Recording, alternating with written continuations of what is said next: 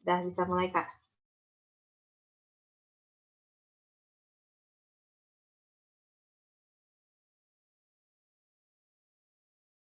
Ya, kita mulai ya. Baik, Assalamualaikum warahmatullahi wabarakatuh.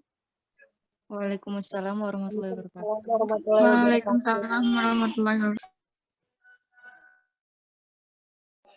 Baik, kami dari kelompok 3 ingin mempresentasikan mengenai metode titrasi kompleksometri.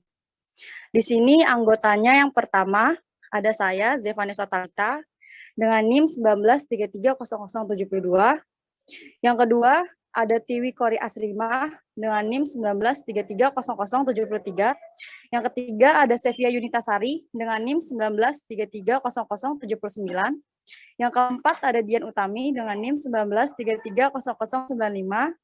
Yang kelima ada Kamila Putri dengan NIM 19330103.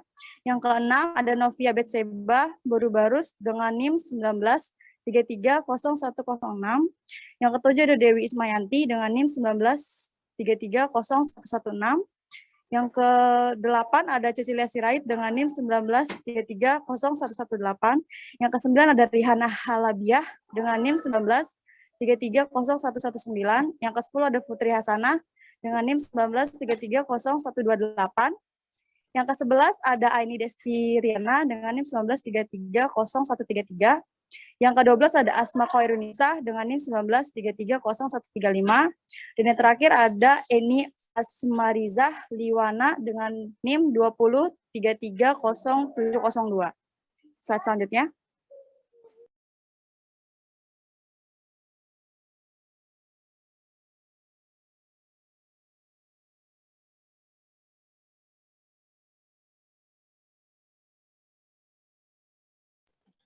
Baik, materi pertama itu tentang uji kadar disolusi tablet kalsium laktat menggunakan titrasi kompleksometri.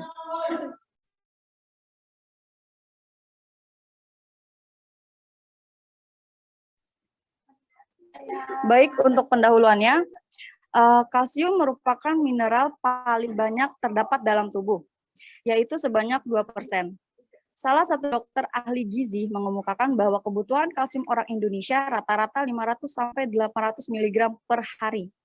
Pada usia lanjut dan wanita menopause, apapun kalsium yang dibutuhkan meningkat menjadi 1000 mg per hari. Bila kadar kalsium darah turun di bawah normal, maka tubuh akan mengambil kalsium dari tulang agar kalsium dalam darah dapat seimbang. Pengambilan kalsium dari tulang terus-menerus menyebabkan pengeroposan tulang. Pada usus halus, absorpsi kalsium merupakan satu-satunya sumber kalsium bagi pembentukan tulang, sehingga berpengaruh terhadap desita. Kalsium laktat adalah garam kalsium berfungsi menjamin kebutuhan kalsium dalam tubuh, meningkatkan kemampuan pengikatan air, dan dapat berfungsi sebagai pembentuk tekstur stabil serta pengental. Selanjutnya yaitu kalsium laktat.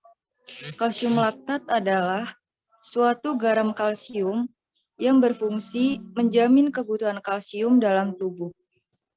Kalsium laktat dapat meningkatkan kemampuan pengikatan air dan juga dapat berfungsi sebagai pembentuk tekstur, penstabil, serta pengental. Kalsium laktat juga banyak digunakan sebagai fortifikasi kalsium, sebagai tingkat absorpsi tinggi di industri pangan dan obat-obatan. Kalsium laktat diakui aman dan dapat digunakan sebagai agen penguat, penambah rasa, pengasam, suplemen, agen antibakteri, sebagai bahan pembuatan biomaterial substitusi tulang, serta sebagai agen anti-tartar pada pasta gigi. Kalsium laktat dapat diproduksi salah satunya dalam bentuk tablet.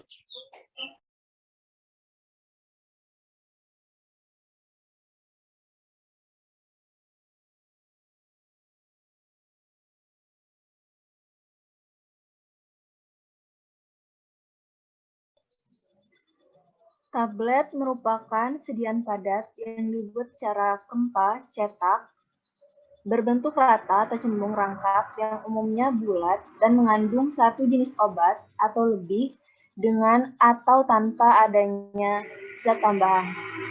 Zat tambahan yang digunakan dapat berfungsi sebagai zat pengisi, zat pengembang, zat pengikat, zat pelicin, dan zat pembersih. Tablet harus melepaskan zat berkhasiat ke dalam tubuh dalam jumlah yang sesuai sehingga menimbulkan efek yang diinginkan.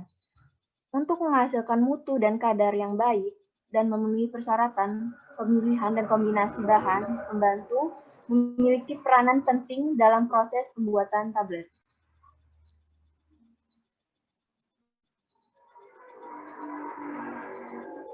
Titrasi kompleksometri adalah titrasi berdasarkan reaksi pembentukan senyawa kompleks, misalnya penetapan kadar Ca2+ atau ion logam dengan etilen diamin tetraasetat. Titrasi kompleksometri juga dikenal sebagai reaksi yang meliputi reaksi pembentukan ion-ion kompleks ataupun pembentukan molekul netral yang terdisosiasi dalam larutan persyaratan mendasar terbentuknya kompleks. Demikian adalah tingkat kelarutan tinggi. Prinsip dari metode ini membentuk kompleks yang dipakai berupa garam eta yang dapat bereaksi dengan logam Ca2+. Selanjutnya ada tujuan penelitian. Pengujian di solusi tablet kalsium laktat bertujuan untuk memastikan kadar zat aktif dari kalsium laktat yang dapat terlarut dalam tubuh sehingga dapat mencapai efek terapi yang diinginkan. Untuk alat yang digunakan dalam pengujian di solusi tablet kalsium laktat ini adalah dissolution tester dengan merek Hanson tipe Vision G2 Elite 8TM dengan menggunakan metode keranjang.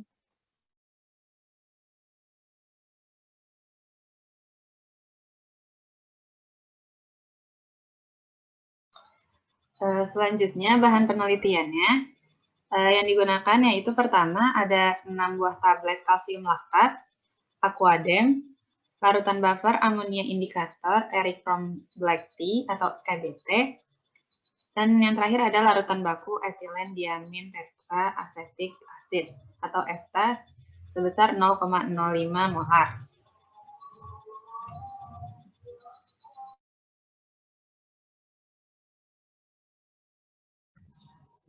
Selanjutnya, adapun metode penelitiannya yaitu yang pertama, penimbangan sampel. Kemudian yang kedua, pembuatan buffer amonia. Yang ketiga, pembuatan indikator Erythrom black tea atau EBT. Yang keempat, pembuatan larutan etilen diamin tetraasetik acid atau ETA sebanyak 0,05 molar. Yang kelima, uji disolusi. Dan yang keenam, penetapan kadar dengan titrasi kompleksometri. Selanjutnya ada penimbangan sampel. Penimbangan sampel yaitu yang pertama, sampel tablet kalsium laktat ditimbang menggunakan timbangan semimikro merek Balance, Mettler Toledo dengan range 570 sampai 630 mg per tabletnya. Yang kedua ada pembuatan buffer amonia, yaitu ditimbang NH4Cl sebanyak 17,6 gram, kemudian ditambahkan NH4OH sebanyak 142 mili, lalu ditambahkan Aquades hingga 250 mili. Next. Oke. Selanjutnya ada pembuatan indikator Erythrom black tea atau EBT ditimbang banyak 200 mg, kemudian ditambahkan triethanolamin sebanyak 15 mili, dan ditambahkan metanol sebanyak 5 mili diaduk hingga homogen.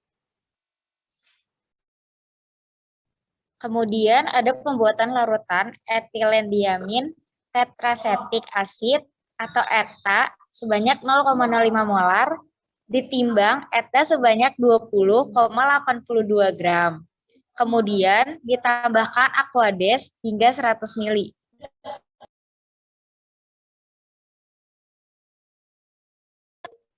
Selanjutnya ada uji disolusi, yaitu dihidupkan alat disolusi tester, kemudian disiapkan 6 vessels, yaitu tabung gelas disolusi.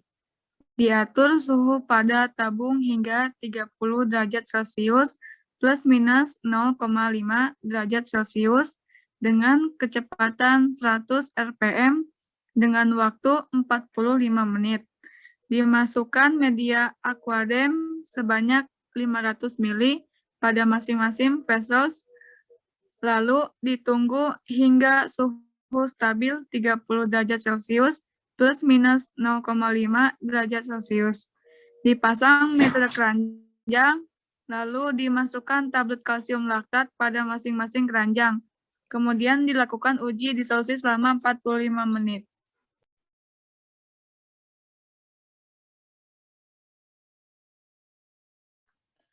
Selanjutnya ada penetapan kadar dengan titrasi dalam uji disolusi. Setelah 45 menit alat dijalankan, dimatikan alat, diambil cuplikan dengan speed sebanyak 50 ml dari masing-masing vessel, lalu dimasukkan ke dalam Erlenmeyer 250 ml. Kemudian ditambahkan 5 ml larutan buffer amonia dan 1 tetes indikator EBT. Dititrasi larutan tersebut menggunakan larutan baku EDTA 0,05 molar. Sampai terjadi perubahan warna dari merah rose menjadi biru lembayung.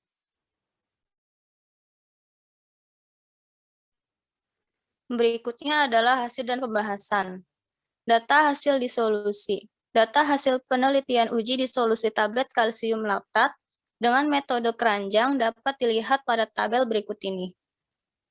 Untuk sampel yang pertama, bobot sampel itu 601,2 dengan volume titrasi 3,1 mili, didapatkan kadar 102,72%. Kemudian sampel yang kedua, didapatkan bobot sampel 597 dengan volume titrasi 3 mili, didapatkan kadar 98,70%.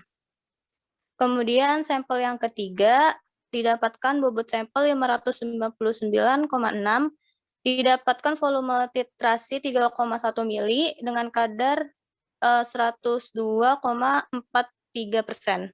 Sampel yang keempat, didapatkan bobot sampel 607,6 dengan volume titrasi 3,2 mili, didapatkan kadar 107,15%. Kemudian sampel yang kelima, didapatkan bobot sampel 606,1 dengan volume titrasi 3 mili, didapatkan kadar 100,22%. Kemudian sampel yang keenam, didapatkan bobot sampel 595,5 dengan volume titrasi 3 mili, didapatkan kadar 98,46%. Dengan rata-rata kadarnya itu 101,61%. Prinsip dasar alat disolusi yang digunakan ialah kadar zat aktif yang terlarut dalam tubuh berdasarkan media. Media yang digunakan adalah aquadem sebanyak 500 ml per vessels dengan suhu 37 derajat Celcius plus minus 0,5 derajat Celcius, disesuaikan dengan suhu tubuh manusia.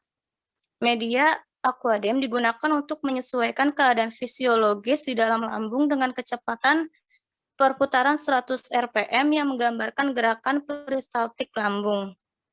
Hal ini disesuaikan dengan tubuh manusia karena pengujian disolusi ini untuk mengetahui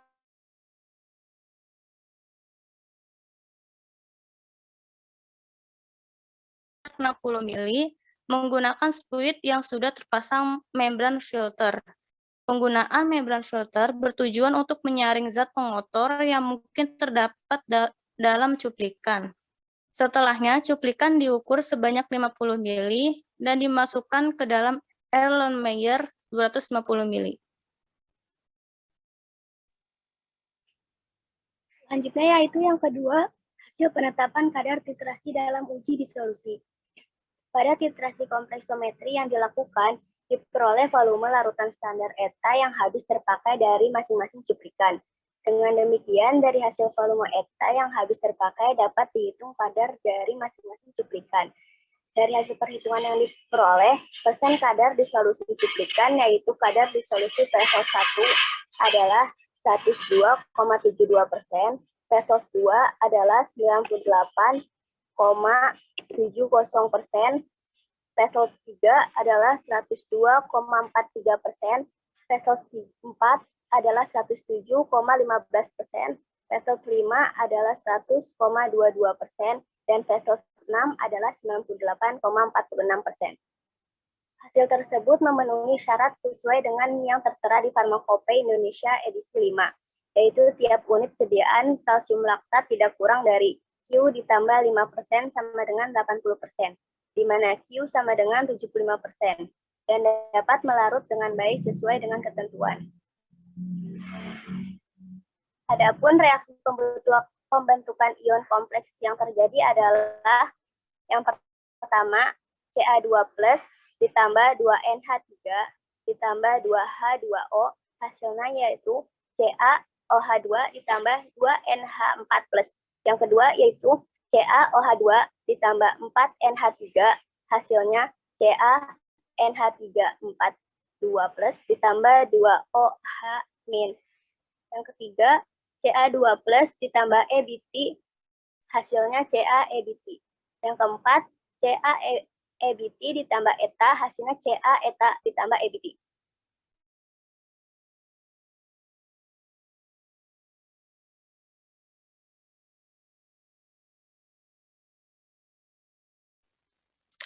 Selanjutnya yang terakhir yaitu kesimpulan. Berdasarkan hasil pengujian kadar disolusi tablet kalsium laktat yang diproduksi di PT Kimia Farma Persero Tbk, Plan Medan memenuhi syarat sesuai dengan yang tertera di Farmakopeia Indonesia edisi 5, yaitu tiap unit sediaan tidak kurang dari Q ditambah 5% sama dengan 80%, di mana Q sama dengan 75%. Kadar rata-rata tablet kalsium laktat yang diperoleh adalah 101,61% dan kadar minimumnya sebesar 98,46%.